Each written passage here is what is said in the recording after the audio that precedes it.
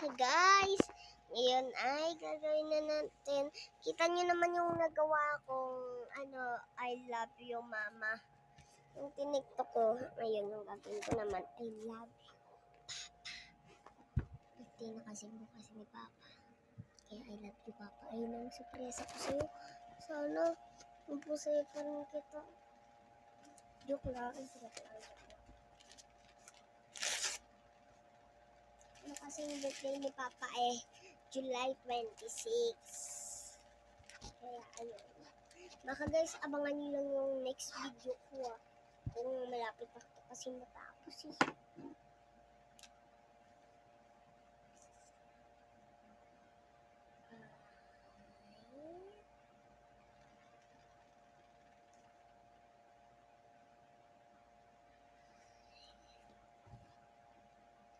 guys, malapit na